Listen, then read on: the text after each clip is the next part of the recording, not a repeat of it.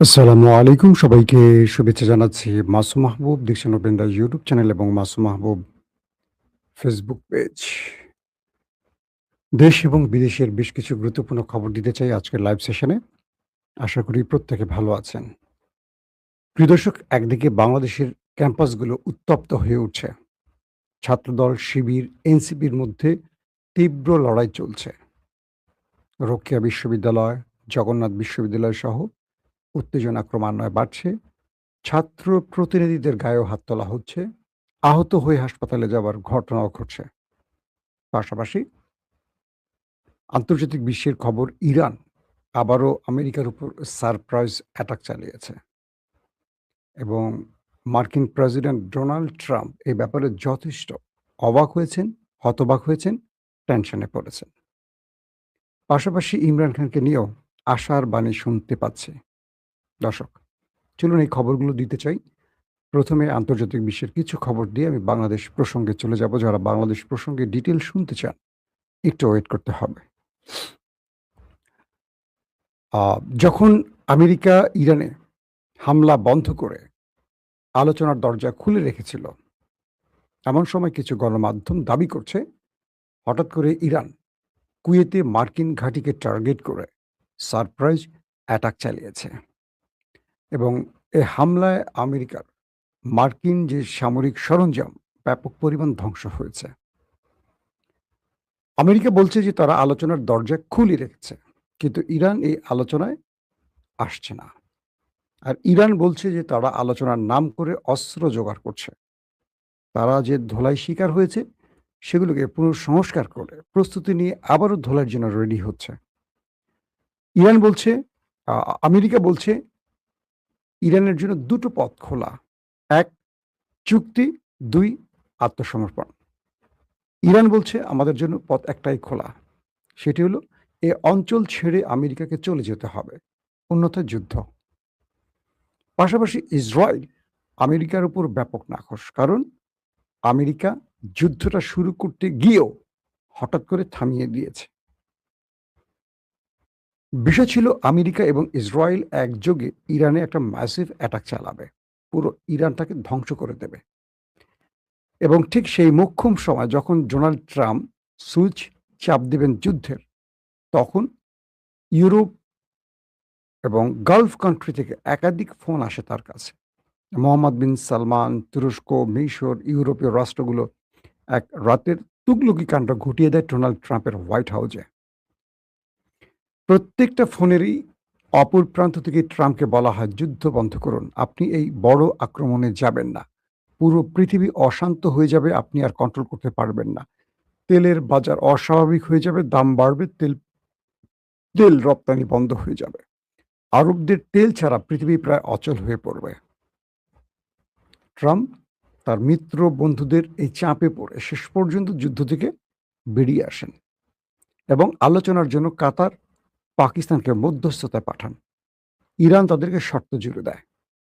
আমেরিকাকে এই অঞ্চল ছেড়ে যেতে হবে। হরমুজে অবরোধ, যে নেভাল ব্লকেড তুলতে হবে। আর পূর্বে যে বিষয়গুলো আমেরিকা শর্তে সিগনেচার করেছিল ইসলামাবাদ চুক্তিতে, তা অক্ষরে অক্ষরে পালন করতে হবে।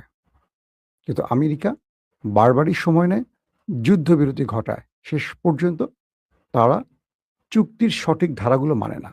এটা হলো ইরানের অভিযোগ। এরই পরিপ্রেক্ষিতে প্রথম ইরান সারপ্রাইজ অ্যাটাক চালায়। এরপর আরেক দফা আমেরিকা ইরানের মধ্যে অ্যাটাক চালিয়ে একটা বড় হামলার ঘোষণা দেওয়ার পর হঠাৎ করে যখন যুদ্ধ বন্ধ থাকে, ইরান আবারও কুয়েতে অ্যাটাক চালায়। যে কুয়েতে অ্যাটাকের পর ট্রাম্প বুঝতে পারছেন যে তিনি নন, ইরান নিজেই এখন যুদ্ধের মূল ড্রাইভিং সিটে আছে। তো এই পরিস্থিতিতে আ মোটামুটি আন্তর্জাতিক বিশ্ব এইটুকু বুঝতেছে যে ইরানকে নিয়ে ট্রাম্প যে কথাগুলো বলছে মিথ্যা বলছে। কারণ ইরান যদি আমেরিকার হাতে পায়ে ধরে যুদ্ধ বন্ধের জন্য, তাহলে তারা এই অ্যাটাক নিজেরা স্বপ্রণোদিত হয়ে করবে না। তো এই কুয়েতে হামলার কারণে বোঝা যাচ্ছে আমেরিকা যুদ্ধটা চাইছে না, ইরান বরং যুদ্ধ চাইছে। কারণ ইরান সাফল্যের দ্বারপ্রান্তে আছে, এটি ধারণা করা হচ্ছে। পাশাপাশি মার্কিন অবরোধের তীব্র নিন্দা জানালো এবার সরাসরি তেহরান। বলছে ট্রাম্প শেষ সুযোগের শেষ সুযোগে যে হুঁশিয়ারি দিলেন, এটাকে তারা তোয়াক্কা করে না। ইরানের শীর্ষ সামরিক উপদেষ্টা মহসিন রেজাই সতর্ক করেছেন যে ইরানের বন্দরগুলোতে ওয়াশিংটনের নৌ অবরোধ অব্যাহত থাকলে মার্কিন জাহাজ ও বাহিনী গুরুতর ঝুঁকি এবং হতাহতের শিকার হবে।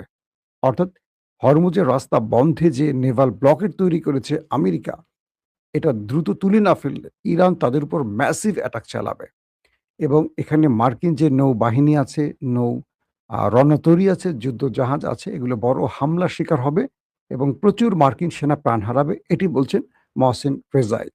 পাশাপাশি মার্কিন প্রেসিডেন্ট ডোনাল্ড ট্রাম্প বলেছেন ইরানের সঙ্গে আলোচনা চলছে এবং সতর্ক করে দিয়ে বলেছেন ৫ মাস ধরে চলা এই সংঘাতের অবসানে একটি চুক্তি সম্পাদনের জন্য এই আলোচনায় তেহরানের শেষ সুযোগ। যদি তেহরান সেই সুযোগ কাজে না লাগায় তাহলে তাদেরকে নিশ্চিহ্ন করে দেবে ট্রাম্প।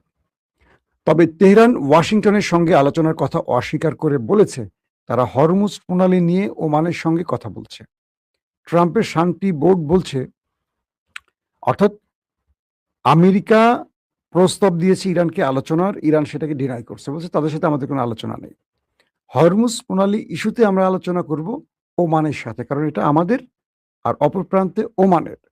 আমেরিকাকে এখানে আমাদের সাথে আলোচনা করার, সে কোত্থেকে আসছে মোড়ল? তাকে তো আমি মানি না, তাকে ইসরায়েল মানতে পারে, তাকে সৌদি আরব মানতে পারে, বাংলাদেশ মানতে পারে, পাকিস্তান মানতে পারে। আমি তো তাকে মানবো না। সে কে? সে তো আমার বিচারক নয়। এটা আমার অঞ্চল, আমার জলসীমার সিদ্ধান্ত আমার। যেমন আমেরিকা নিজের অঞ্চলের সিদ্ধান্ত নিজে নেয়, আমরা দিই না। আমাদের অঞ্চলের সিদ্ধান্ত আমরা দেব, আমেরিকা দেব আর কি। তো এই অবস্থার মধ্যে আছে এখন দুই দেশের আলোচনা বা হট টপিক গুলো। পাশাপাশি ইমরান খানের মুক্তির বিষয় দি অবজারভার, একটা ব্রিটিশ গণমাধ্যম, তারা বলছে যে তৃতীয় পক্ষ আলোচনা করছে এবং কিছু ভালো বার্তা আসতে যাচ্ছে। কতটুকু সঠিক জানি না। ইমরান খানের 2 ছেলে কাসিম সুলাইমান তার বাবার মুক্তির জন্য এবং তার বাবার শারীরিক অবস্থার জন্য সরকারকে কঠোর হুঁশিয়ারি দিয়ে বলেছেন তার বাবার কিছু হলে এর দায় সরকারকে বহন করতে হবে। শেষ পর্যন্ত ইমরান খানের মুক্তি মিলবে কিনা এটা নিয়ে আমি চাইবো আরো ডিটেইল তথ্য আপনাদের দিতে, কারণ পাকিস্তান এই মুহূর্তে খুব ক্রুশিয়াল মুভমেন্টে আছে, যেমন বাংলাদেশ আছে।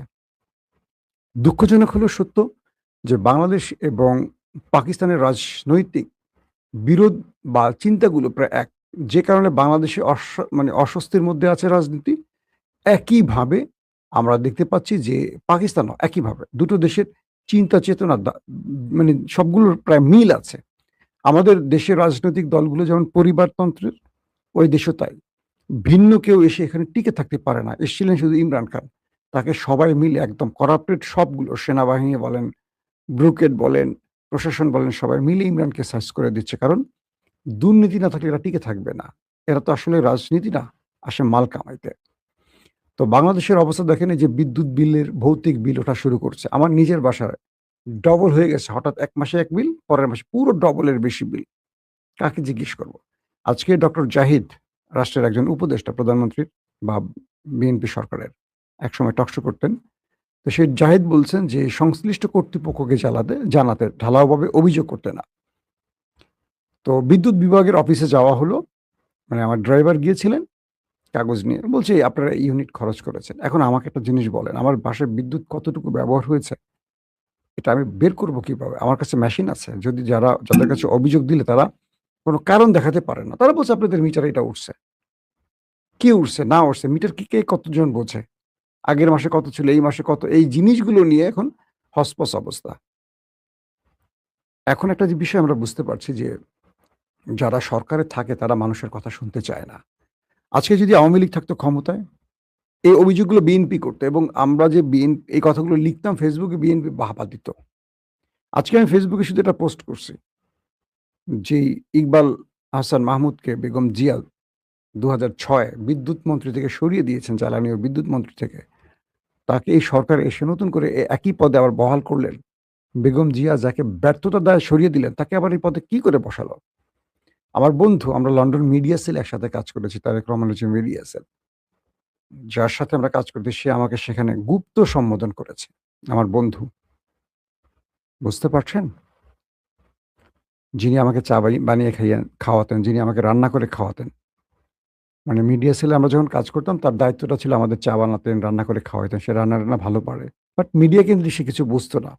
কিন্তু দলকে ভালোবাসতো বলে তাকে রাখা হয়েছিল মিডিয়া সেলে। চা আনতেন, খাবার দিতেন, বাইরে থেকে কোনো খাবার লাগলে অর্ডার করতেন। এগুলো সে করতেন। আর মিডিয়া কেন্দ্রিক কাজগুলো আমরা করতাম। তো আমাকে সে লিখছে গুপ্ত। মানে আরো কিছু লিখছে গুপ্ত। আমি আকাশ থেকে পড়ছি যে এত বছর কাজ করার পর জাস্ট একটা সত্য কথা বলার জন্য যদি গুপ্ত হতে হয়, বাংলাদেশের ১৮ কোটি মানুষই তাহলে গুপ্ত হয়ে যাবে। আমার ভৌতিক বিলের প্রশ্ন আমি তুলতে পারবো না। এটাই কি বাংলাদেশ? মানে নতুন বাংলাদেশ? এরকম হওয়ার কথা। আফসোস না? দুঃখ লাগে কিনা বলেন? দর্শক, আসেন কয়েকটা গুরুত্বপূর্ণ খবর দিয়ে বাংলাদেশের আরো। কালকে রাতে আমরা রোকেয়া বিশ্ববিদ্যালয়ে দেখেছিলাম একটা বিশাল ঘটনা। এবার দেখলাম আজকে প্রচুর সোশ্যাল মিডিয়ায় ছবি ভাইরাল হয়ে গেছে। জগন্নাথ বিশ্ববিদ্যালয় শিক্ষার্থীদের বিভিন্ন দাবি সংবলিত প্ল্যাকার্ড প্রদর্শনকে কেন্দ্র করে ছাত্রদলের নেতাকর্মীদের হামলায় ছাত্র শিবির এবং ছাত্র শক্তির জগন্নাথ বিশ্ববিদ্যালয় কেন্দ্রীয় শিক্ষার্থী সংসদ সহ বেশ কয়েকজন নেতা আহত হয়েছে। শিবির এবং বাকিরা তারা ছাত্রদের অধিকারের জন্য কিছু প্ল্যাকার্ড তৈরি করেছিলেন। শিক্ষার্থীদের অধিকার থাকে না, দাবি থাকে না। ছাত্র সংসদ তো সেই জন্য নির্বাচিত হয়। বাংলাদেশে এর আগের ছাত্র সংসদের কাজ ছিল একটাই, হল দখল, রুম দখল, গণরুম এবং ভিন্ন মতদর্শের লোকদেরকে জোর করে ভয় দেখিয়ে মিছিলে নিয়ে যাওয়া নিজের দলের যারা ক্ষমতায় থাকে। কিন্তু এবার ক্যাম্পাসগুলোর অধিকাংশ জায়গায় যেখানে নির্বাচন হয়েছে তারা সেখানে প্রভাব বিস্তার করতে পারছেন না। এই বর্জীয় রাজনীতি থেকে বেরিয়ে গেছে অনেকে। ২০২৬-এ কেউই রাজনীতি পছন্দ করে না। তো জগন্নাথ বিশ্ববিদ্যালয়ের ছাত্রদের দাবির বিষয় যখন ছাত্র সংসদ মানে শিবির বা আরো যারা আছে সোচ্চার ছিলেন, তাদের উপর এই প্ল্যাকার্ড বহন করতে গেল কেন? মানে দাবির কাগজ হাতে নিল কেন? তাদের উপর অ্যাটাক করে সরকার দলীয় নেতারা বা ক্যাডাররা। এবং এই সময় যিনি জিএস, নির্বাচিত জিএস তাকে রক্তাক্ত করিয়ে পিটিয়ে রক্তাক্ত করা হয়েছে। শুধু তাই নয়, তাকে পিটিয়ে ধরে ছাত্রদল মিছিল করেছে, তাকে মার্চার মিছিল করছে। কি বলছে? এই কি সন্ত্রাসের ঠিকানা এই ক্যাম্পাসে হবে না। সন্ত্রাসী নিজেই বলতেছে নিরীহদেরকে যে সন্ত্রাসের ঠিকানা এই ক্যাম্পাসে হবে না। একদম ওয়ান কাইন্ড অফ ছাত্রলীগ। এই কাজগুলো ছাত্রলীগ করেছিল। যার জন্য হাসিনাকে দেশ ছাড়তে হয়েছে। ঠিক সেই কাজগুলো এখন আমাদের দলের লোকেরা করে। কি বলবো বলেন? যদি আমি একজন পার্সোনাল মানে দলীয় অ্যাক্টিভিস্ট হতাম আমার কথা এক। আমি একটা সাংবাদিকতার করার মানুষ। ২৫ বছর সাংবাদিকতা করেছি। দীর্ঘ লাইফটা পার করছি। হয় মুখ বন্ধ রাখতে হবে। মানে আসলে আমাদের জন্য ৩ টা পথ খোলা। একদম অনেস্টলি বলি। ১, চোখ বন্ধ করে দলের চামচামি করতে হবে। সত্য মিথ্যা কিছু দেখা যাবে না। কাঠের চশমা বা টিনের চশমা পরে চোখ বন্ধ করে দল যা চাইবে তাই বলতে হবে। যেটা ডক্টর জাহিদরা বলতেছে, যেটা আমাদের শাহেদ আলমরা বলতেছে, আমাদের আ দিলদার, রাজনৈতিক দিলদার যে বললাম, রাশেদ বলতেছে, রনি বলতেছে, ওইটা করতে হবে। কারণ দল থেকে এটা নিতে হবে তো। এটা নিতে গেলে এগুলো বলতে হবে। আগে যেটা আওয়ামী লীগের আমলে এক দল বলতো, আমরা তাদেরকে বলতাম দালাল।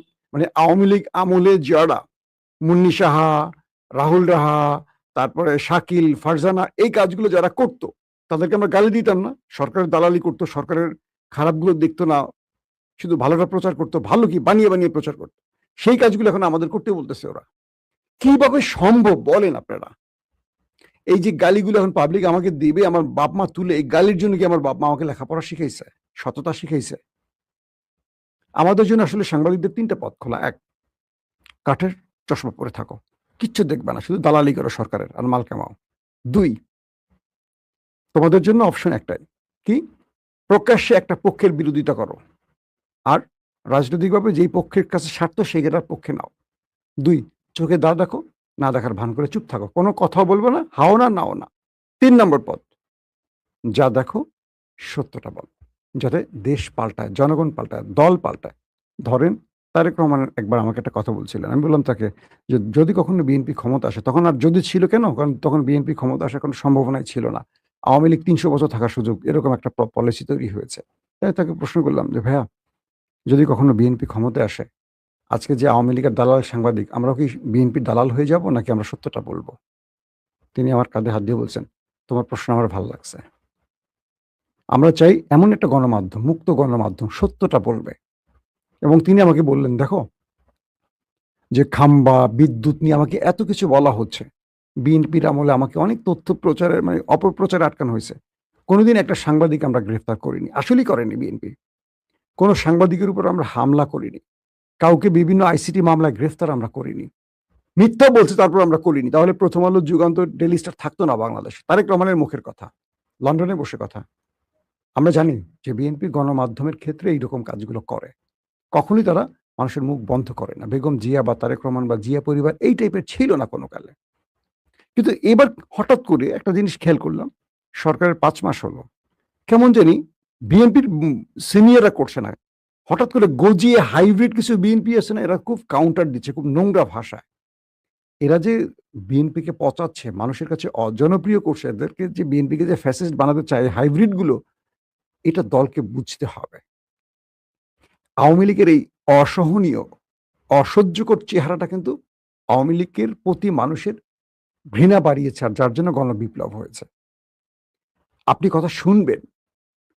আপনার যদি মনে হয় মিথ্যা, সেটাকে সত্য দিয়ে জবাব দেবেন। আপনি কথা শুনবেন। যদি মনে হয় যে আপনার ভুল, শুধরে নেবেন। একটা রাষ্ট্র, উন্নত রাষ্ট্র এভাবেই এগোয়। একটা রাষ্ট্র গলা টিপে ধরতে হয় না। চোখ তুলে ফেলতে হয় না রড দিয়ে। এই রাষ্ট্র একটা ছেলের চোখের উদাহরণ হবে হাজারটা। কি জানেন? যে ছেলেটার চোখ তুলে ফেলা হলো, এই ছেলেটা পুরো বিএনপিকে পচিয়ে দিয়ে গেছে কিন্তু। বাংলাদেশের এখনকার মানুষ দলবাজ না। অধিকাংশ মানুষ তারা একটা সুন্দর বাংলাদেশ দেখতে চায়।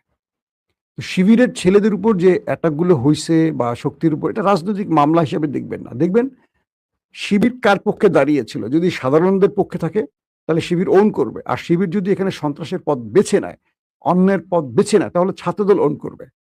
ক্লিয়ার? এখন দেখেন আসলে ফ্যাক্টটা কি ছিল। শিবির ছাত্রদের অধিকার নিয়ে দাঁড়িয়েছিল। এরকম আসছে গণমাধ্যমে। আমি যে রিপোর্টটি দিচ্ছি আমার বানানো না, গণমাধ্যম থেকে আমি আপনাদের দিচ্ছি। এবং বলা হচ্ছে যে ছাত্র শিবিরের রংপুর মহানগর শাখা অর্থাৎ রোকেয়া বিশ্ববিদ্যালয়, সেই রোকেয়া বিশ্ববিদ্যালয়েরও আমরা অনেকগুলো ঘটনা দেখছি এবং সেখানে ১৪৪ ধারা জারি করা হয়েছে। কালকে ২ পক্ষের মধ্যে ধাওয়া পাল্টা দেওয়া হয়েছে। পরবর্তী শিবির ছাত্রদলকে ক্যাম্পাস ছাড়া করে দেয়। দিয়ে পুরো কন্ট্রোলের নিয়ন্ত্রণ নেয়। এরপর ১৪৪ ধারা প্রশাসন জারি করে। এটা রংপুরের বেগম রোকেয়া বিশ্ববিদ্যালয়ের ঘটনা বলছি। কিন্তু আজকে ওইটাকে ছাড়িয়ে গেছে জগন্নাথ বিশ্ববিদ্যালয়। একদম নির্বাচিত প্রতিনিধিদেরকে মারধর করা হয়েছে, রক্তাক্ত করা হয়েছে। আমি এটা ডিটেইল দিতে চাচ্ছি না। এটা কিভাবে কি হইছে আপনারা সবাই জানেন। আমার কয়েকটা প্রশ্ন দিয়ে শেষ করতে চাই ভিডিওটা, সেটা হলো সরকার যত সহনশীল হবে, সরকার যত জনগণের সাথে আস্থা তৈরির জায়গাটা তৈরি করবে, সরকার তত লংজিভিটিতে যাবে। সরকার ততটা মানুষের আস্থায় যাওয়া শুধু না, মানে সরকারের রাষ্ট্র পরিচালনা সহজ হবে। কিন্তু এই যে ক্যাম্পাসগুলো কদিন আগে হবিগঞ্জে, সিলেটে, তারপরে রংপুরে, এখন জগন্নাথে যে ঘটনাগুলো ঘটলো, বিরোধী মতের উপর রাজনৈতিক দলগুলোর মানে সরকারি দলগুলোর যে হামলা, এটা সরকারকে অনেক বড় বিপদে ফেলবে। এখানে সমস্ত লাভটা বিরোধী দলের ঘরে যাবে। সরকারের কোনো লাভ হবে না, বিএনপির এক ছিটেও লাভ হবে না। আওয়ামী লীগ টিকতে পারেনি এত কিছু করে। আর বর্তমান সরকারের মধ্যে আমি আবার একটা সত্য কথা বলি। বিএনপির গুরুত্বপূর্ণ জায়গাগুলোতে জামাত শিবিরের লোক সেট হয়ে আছে। এবং দেখবেন যারা সবচেয়ে বেশি গুপ্ত শব্দটা উচ্চারণ করে, এরাই গুপ্ত কিন্তু। কেন এটা গুপ্ত বলে? তারা নিজেদেরকে পারফেক্ট জাতীয়তাবাদী প্রমাণের জন্য অন্যকে গুপ্ত বলে নিজেকে জায়েজ করার চেষ্টা করে। একদম খোলামেলা কথা বলি। যারা মানে বিএনপির ঘরে বসে গুপ্ত বলে, তারা অধিকাংশই কিন্তু গুপ্তের লোক। নিজেকে ভেরিফাইড করলো, না আমি গুপ্ত না, ওই দেখো আমি গুপ্তের বিরুদ্ধে কথা বলি। এটা কিন্তু একটা আপনাদের পলিসি বলে দিলাম। আমরা অনেককে চিনি। কারা ওই গুপ্ত বিভাগের লোক ছিল। এরাই এই রাশেদ কিন্তু বিএনপির ছিল না। সে ওই গুপ্ত বাহিনীর লোক ছিল একসময়। তার রাজনৈতিক পরিচয় আপনারা হয়তো অনেকে জানেন, অনেকে জানেন না। সে গণ অধিকারের আগে কই ছিল? তাকে পুশিং করা হইছে? নাকি সে নিজেকে বৈধ প্রমাণের জন্য এখন বেশি কথা বলে? এগুলো চিন্তা করতে হবে। সে শিবিরের ছেলে, অভিযোগ আছে শিবিরের সাথে ছিলেন এই রাশেদ। আমরা শুনেছি অনেক জায়গায় খুব ক্লোজ লোকদের কাছ থেকে। যাক, তো এখন এই প্রত্যেকটা বিশ্ববিদ্যালয়ে উত্তপ্ত হয়ে লাভ কি সরকারের? একেবারেই না। সরকার ৫ মাসে জনগণের মধ্যে আশার জায়গায় যদি হতাশার সৃষ্টি করে, সরকারকে ৫ বছর টিকতে হলে অনেক কষ্ট করতে হবে। এই জিনিসগুলো তারেক রহমান চান না। তিনি চান একটা শান্তিপূর্ণ পরিবেশ বজায় রেখে রাষ্ট্রটাকে তার মতো, মানে তার যে পরিকল্পনা, সেই পরিকল্পনার মাধ্যমে একটা সুন্দর বাংলাদেশ গড়তে। তাহলে তারেক রহমান পারছেন না কেন? আমার কেন যেন মনে হয় তারেক রহমান যাদেরকে নিয়ে বাংলাদেশ গড়তে চান, এদের অনেকেই অযোগ্য, অথবা তারেক রহমানের পলিসির উল্টো দিকে দাঁড়িয়েছে অন্যের স্বার্থ বাস্তবায়নে। এই জায়গাটা তারেক রহমানকে আরেকটু চিন্তা করতে হবে যে ৫ মাসের মানুষের কাছে বিএনপির আস্থা কতটুকু ফিরছে। নতুন বাংলাদেশের যে সম্ভাবনার কথাগুলো আমরা বলেছি, কতটুকু সেই পথে বাংলাদেশ হাঁটতে পেরেছে। দলের নিজেদের কথাগুলো শুনলে হবে না। দল মিথ্যাটা বলে। সবসময় নিজের দালালিটা করবে, নিজের তথ্য গোপন রাখবে। জনগণের কান পেতে কথা শুনতে হবে। বাংলাদেশের প্রতিটা অঞ্চলে রাস্তা এখন দেখবেন কোনো নিয়ম কানুন নাই, ট্রাফিক ব্যবস্থা নাই। কিচ্ছু নাই। প্রশাসন বলে কিচ্ছু নাই। কিচ্ছু নেই এখন। রোড যে যার মতো চলে। সারা দেশের মধ্যে অটো, রিক্সা, শ্রমিক মানে মানুষ মাঠে কাজ করতেন, তারা কাজ বন্ধ করে দিয়ে আসছে। কৃষি পণ্যের যারা কৃষক ছিল তারা এখন অটো চালাচ্ছে। রাস্তাঘাটে অটো আর অটো দেখবেন কোথাও চলতে পারবে না। ছোট, ছোট গ্রামের রাস্তা এখন জ্যাম হয়ে বসে থাকে। প্রশাসন নাই, কোনো নিয়ম নাই। কাকে জিজ্ঞাসা করবেন? বলেন। আমি এক ডিসি সাহেবকে ফোন করেছিলাম যে, "ভাই আপনাদের শহরে আসছি। এত জ্যাম, এক জায়গায় আমি ১.৫ ঘন্টা বসে আছি।" একটা মামুলি মফস্বল জেলা শহরে। কয়, "ভাই এখানে আমরা ব্যবস্থা নিতে পারছি না।" কেন? কিছু বলতে গেলে মানুষ আন্দোলন শুরু করবে। রাজনৈতিকভাবে বিএনপি দেশকে কোথায় নিচ্ছে চিন্তা করতে হবে। পুলিশ প্রধানকে ফোন দিলাম, মানে এসপিকে। কয়, "আমরা ব্যবস্থা একদিন নেই, পরের দিন যেই সেই।" কোনো প্রশাসন নাই। চোখেই পড়ছে না। মানে আমরা তো স্বস্তি চাই। নাগরিকদের জনজীবনে যে স্বস্তিটা খুব ইম্পোর্টেন্ট। পাচ্ছি কোথায়? জিনিসপত্রের দামের দিকে তাকান তো বাজারের। আমি যে কথাগুলো বলছি আমি কি বিএনপির সমালোচনা করছি? না। বিএনপিকে দেখাচ্ছি আসলে প্রবলেমগুলো কোথায়। দেখতে চান তো আপনারা? আমরা দেখালে আপনারা দেখবেন। তারপর সমাধান করবেন, তাই তো? এজন্যই তো বলছি। আপনারা যদি আমাদের শত্রু মনে করে বসেন, আমি যদি শত্রু হয়ে যাই, বন্ধু থাকবে কে আপনাদের? এখন যারা চামচামি করছে, তেলবাজি করে, হাসিনার সময় যারা চামচামি তেলবাজি করছে তারা কোথায় দেখছেন? সব ব্যাংকের টাকা ভরে বিদেশ পালায় চলে গেছে। ওরাও চলে যাবে। আবার আমরাই থাকবো আপনাদের পক্ষে লড়াই করব। প্রত্যেকটা ক্যাম্পাসকে শান্ত করতে হবে। ছাত্রদল যে বাড়াবাড়ি করছে, বিভিন্ন জায়গায় বিরোধী মতের উপর যে হামলাগুলোর ঘটনা ঘটছে এরা বন্ধ করতে হবে। এই ছাত্রলোক নিজেকে যদি লীগ বানায় ফেলে, জুলাইয়ের সন্তানগুলো এখনো ঘরে ফেরে নাই কিন্তু। বাংলাদেশের মানুষকে যে পথ দেখা গেছে জুলাই বিপ্লবীরা, এই পথ খোলা আছে এখন। এই পথটা বিকল্প পথ তৈরি করবে না এর কোনো গ্যারান্টি নাই। তাই রাষ্ট্রকে খুব সচেতনভাবে এগোতে হবে। মানুষের মধ্যে অসন্তোষ কমাতে হবে। জিনিসপত্রের দাম কমাতে হবে। বিদ্যুৎ মানুষের ইম্পোর্টেন্ট একটা ব্যাপার। এখানে চুরি ঠেকাতে হবে, বৈষম্য ঠেকাতে হবে। বিশেষ করে যারা গত ১৫ বছর বাগানে, বাগানে ছিল তারা এখন রাস্তার রাজা হয়ে গেছে। তাদেরকে আগে ঘরে ফেরাতে হবে। যুবদল, ছাত্রদলকে আগে ঘরে ফেরান। এরা যতক্ষণ মাঠে থাকবে মানুষের ঘুম হারাম করে ফেলবে। এরা বিরোধী দলে গেলে একেবারে বিড়াল। সরকারি দলে আসলে এদের অত্যাচারে থাকা খুব কঠিন হয়। এরকম সিচুয়েশন তৈরি যেন না হয়। কারণ ছাত্রদল অনেক ত্যাগ করছে, অনেক রক্ত দিয়েছে মাঠে ঘাটে। এই দেশে তারা গত ১৫ বছরে অনেক সাফার করছে আমাদের ছাত্রদলের প্রিয় ভাইগুলি। এদের সেই ঐতিহ্যকে যেন কোনো দুষ্ট লোকেরা নষ্ট না করে। এই ছাত্রদল মানে খারাপ না। এর মধ্যে কিছু হাইব্রিড আওয়ামী লীগ থেকে ঢুকে গেছে। ঢুকে তারা বিএনপির পারফরম্যান্স বা বিএনপির দুর্নাম কামাই করার জন্য কাজগুলো পরিকল্পিত করছে।